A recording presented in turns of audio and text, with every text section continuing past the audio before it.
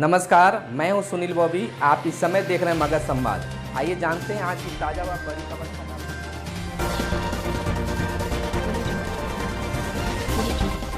आज 22 जून 2020 है। आइए पहले फटाफट अंदाज में शुरुआत करते हैं बिहार की ताजा व बड़ी खबरों से। प्रोन्नति के सवाल पर बना महासंघ। जल्द ही इस महासंघ की कार्यकारिणी की होगी गठन।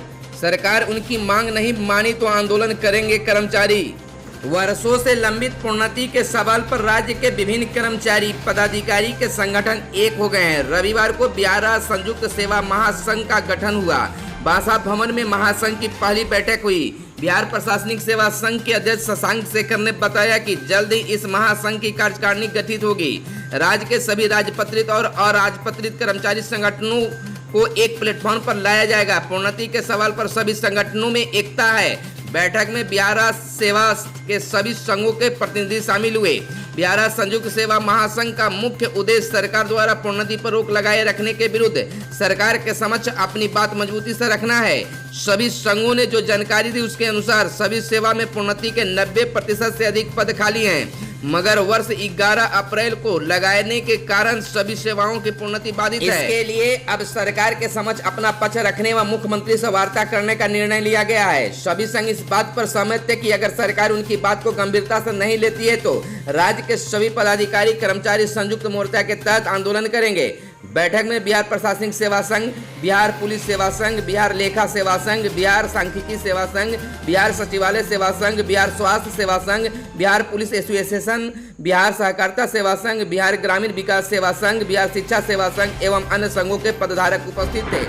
सूर्य ग्रहण का असर। बिहार समेत पूरे देश में कई रंगों के साथ सूरज की लुका छिपी। बिहार समेत देश के अलग अलग हिस्सों में रविवार को साल के पहले सूर्य ग्रहण का अद्भुत नजारा दिखाई दिया। 7 रंगों में सूरज की लुका छिपी का यह दुर्लभ संयोग 900 साल बाद देखने को मिला। सूर्य ग्रहण उत्तर भारत में सुबह 9:15 से प्रारंभ हुआ, जो दोपहर बाद 3:04 तक रहा। इस ग्रहण का मध्यकाल 12:10 के आसपास रहा। इस दौरान सूर्य एक वलय यानी फायर रिंग चूड़ामणि के रूप में नजर आया। पटना, सिवान, लखनऊ, जयपुर, दिल्ली, भोपाल, देहरादून और चंडीगढ़ यानी उत्तर भारत के लोगों ने पूर्ण रूप सूर्य ग्रहण देखा। हालांकि इस इलाकों में बारिश व बदली के कारण सूरज की लुका छिपी में ग्रहण दिखा। कई इलाकों में फायर ऑफ रिंग के दौरान हल्का अंधेरा देखने को मिला।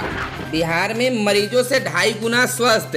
बिहार में 22 मार्च को पहले संक्रमित की पहचान के बाद से कोरोना का कहर जारी है, लेकिन लॉकडाउन और प्रभावी नियंत्रण की कोशिश अपना प्रभाव दिखा रही है। वर्तमान में कोरोना के राज्य से एक्टिव यानी सक्रिय मरीजों की तुलना में 2.5 गुना अधिक संक्रमित स्वस्थ हो चुके हैं। शनिवार तक बिहार में कोरोना के 1968 एक्टिव मरीज थे, जबकि 5367 स्वस्थ हो चुके हैं। स्वास्थ्य विभाग के आधिकारिक सूत्रों के अनुसार औसतन 200 से अधिक संक्रमित मरीज प्रतिदिन स्वस्थ हो रहे हैं। 20 जून को 267, 19 जून को 137, 18 जून को 185 और 17 जून को 205 संक्रमितों को अस्पताल से छुट्टी दी गई। देश में कोरोना से स्वस्थ होने की दर 55% से ज्यादा। देश में कोरोना संक्रमण के रविवार को एक दिन में सर्वाधिक 15,413 मामले सामने आने के बाद संक्रमित लोगों की कुल संख्या बढ़कर 4,10,461 हो गई है। हालांकि 2,27,755 मरीज स्वस्थ हो चुके हैं, जबकि 1,69,451 लोगों का उपचार चल रहा है, यानी 55.48% मरीज स्वस्थ हो चुके हैं। बिहार में कोरोना का कहर जारी। लगातार हो रहे हैं संक्रमितों की संख्या में इजाफा। बिहार में 162 संक्रमित मिले, 2 की हुई मौत। बिहार के 21 जिलों में रविवार को 162 नए कोरोना संक्रमित मिले, वहीं 2 और संक्रमितों की मौत की पुष्टि हुई। इसके साथ ही राज्य में कोरोना संक्रमितों की संख्या बढ़कर 7,665 हो गई और इस बीमारी से मरने वालों की संख्या बढ़कर 51 तक पहुँच गई है। दूसरी ओर राज्य में 5,631 संक्रमित मरीज स्वस्थ भी हुए हैं। बिहार स्वास्थ्य विभाग के अनुसार दरभंगा में 33, समस्तीपुर में 18, पटना में 15, भागलपुर व मधुबनी में 11, सिवान में 10, बांका में 9, सीतामढ़ी में 8, रोहतास, पूर्णिया, भोजपुर में 7, कटिहार में 6, जहानाबाद, किशनगंज, मधेपुरा, नवादा में 3, मुंगेर, नालंदा, पश्चिमी चंपारण में 2, वैशाली व बक्सर में 1 नए संक्रमित की पहचान की गई है। इधर बताते चले कि 24 घंटे में बिहार में 264 संक्रमित मरीज स्वस्थ हो गए और उन्हें अस्पताल से छुट्टी दे दी गई है। राज्य में अब तक 5,631 संक्रमित स्वस्थ हो चुके हैं। वहीं अभी कोरोना के राज्य में 1,919 एक्टिव मरीज हैं, जबकि अब तक 4,941 प्रवासियों में कोरोना पाया गया है। बिहार के गोपालगंज और चंपारण में गंडक ने बढ़ाई चिंता। नेपाल के पहाड़ी और तराई क्षेत्रों में रुक रुक कर हो रही बारिश से उत्तर बिहार के कई इलाकों में गंडक व बूढ़ी गंडक उफान आने लगी है। चंपारण के दियारावर्ती गांवों पर बाढ़ का खतरा बढ़ता जा रहा है। गंगा और कोसी में उफान से तटबंधों पर दबाव बढ़ गया है। हालांकि मुजफ्फरपुर मिथिलांचल में रविवार को नदियों का पानी स्थिर रहा। पेट्रोल डीजल की कीमत में 1 रुपये से भी कम अंतर। पेट्रोल डीजल की कीमतों में रविवार को लगातार 15वें दिन बढ़ोतरी हुई। इस दौरान डीजल के दाम अधिक तेजी से बढ़ने के कारण इसकी कीमत का अंतर घटकर 1 रुपये से भी कम रह गया है। इंडियन ऑयल के अनुसार दिल्ली में पेट्रोल की कीमत रविवार को 35 पैसे बढ़कर 79.23 रुपये प्रति लीटर हो गई है, जो 1 नवंबर 2018 के बाद का उच्चतम स्तर है। डीजल के मूल्य में 60 पैसे की वृद्धि के साथ यह रिकॉर्ड 78.27 रुपये प्रति लीटर बिका। देश में पेट्रोल डीजल के दाम 7 जून से लगातार बढ़ रहे हैं। इन 15 दिनों में दिल्ली में पेट्रोल 7.97 रुपये यानी 11.18% और डीजल 8.88 रुपये यानी 12.80% महंगा हो चुका है। सांसद निधि योजनाओं में प्रवासियों को मिलेगा काम। सांसद और विधायक कोष से होने वाली योजनाओं में प्रवासी श्रमिकों को रोजगार देने की तैयारी है। योजना एवं विकास विभाग ने तय किया है कि विभाग के अधीन चल रही तमाम योजनाओं में प्रवासी मजदूरों को रोजगार उपलब्ध कराया जाए। विभागीय सचिव मनीष कुमार वर्मा ने इस बाबत सभी जिला योजना पदाधिकारी कार्यपालक अभियंताओं को आवश्यक निर्देश दिया है। दरअसल कोरोना के कारण 25 लाख से अधिक बिहारी मजदूर घर लौटे हैं। इन मजदूरों को उनकी योग्यता और कौशल के हिसाब से समुचित रोजगार उपलब्ध कराने को दिशा निर्देश में सरकार की कार्रवाई कर रही है। योजना विभाग की योजनाओं में कुशल और अकुशल दोनों तरह के श्रमिकों की आवश्यकता होती है। विभाग का मानना है कि प्रवासी मजदूरों को योजनाओं में लगाने से इन्हें समय पर पूरा कराने में सुविधा होगी, साथ ही प्रवासियों को रोजगार भी मिलेगा।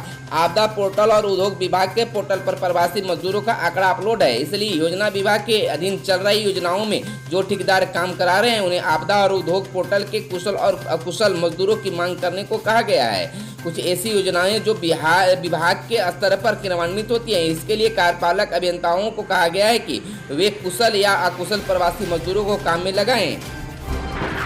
बिहार के शिक्षा मंत्री ने कहा, अभिभावकों व जनप्रतिनिधियों की राय से खुलेंगे बिहार के स्कूल। सूबे के शिक्षा मंत्री कृष्णनंदन प्रसाद वर्मा ने रविवार को जहानाबाद में प्रेस वार्ता की और कहा कि कोरोना को लेकर बंद पड़े स्कूलों को अभिभावक, स्कूल प्रशासन व जनप्रतिनिधियों की राय लेने के बाद जुलाई के अंत तक खोल दिए जाएंगे। उन्होंने कहा कि इससे पूर्व सभी अभिभावकों, जनप्रतिनिधियों से सहमति बन जाने के बाद ही स्कूल को खोलने का आदेश दिया जाएगा। वहीं लॉकडाउन के दौरान राज्य सरकार द्वारा किए गए कार्यों का बखान करते हुए उन्होंने कहा कि मुख्यमंत्री द्वारा किए गए कार्यों को लेकर एनडीए के सभी लोग जनता के बीच में जाएंगे। नेतरहाट विद्यालय में दाखिले के लिए जुलाई में फार्म निकलने की संभावना। नवोदय का फार्म 1 जुलाई और सैनिक स्कूल का 1 अगस्त से। कोरोना और लॉकडाउन के कारण भले स्कूल बंद हो, लेकिन देश के कई आवासीय विद्यालयों ने 2021-22 सत्र में नामांकन लेने की प्रक्रिया शुरू कर दी है। नवोदय विद्यालय और सैनिक स्कूल में प्रवेश के लिए आवेदन की तिथि जारी कर दी गई है। नवोदय विद्यालय समिति की माने तो 6ठी कक्षा के लिए 1 जुलाई से ऑनलाइन आवेदन किया जाएगा। वहीं 9वीं के लिए 3 अक्टूबर से आवेदन की तिथि जारी की जाएगी। ऑल इंडिया सैनिक स्कूल प्रवेश परीक्षा 2021 के आवेदन की तिथि 1 अगस्त है।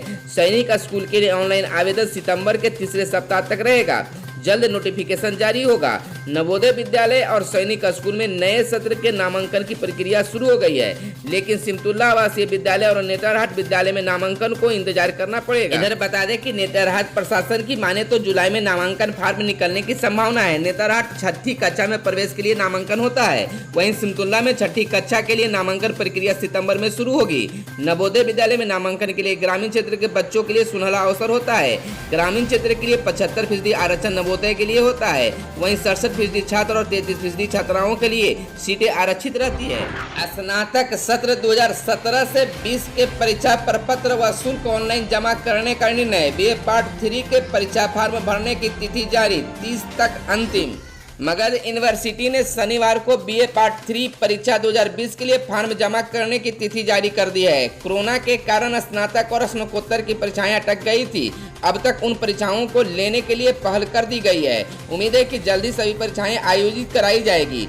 परीक्षा शाखा के सूत्रों ने बताया है कि कोरोना के संक्रमण को ध्यान में रखकर स्नातक तृतीय खंड की परीक्षा सत्र 2017-20 के परीक्षा प्रपत्र एवं शुल्क ऑनलाइन जमा कराने का निर्णय लिया गया है।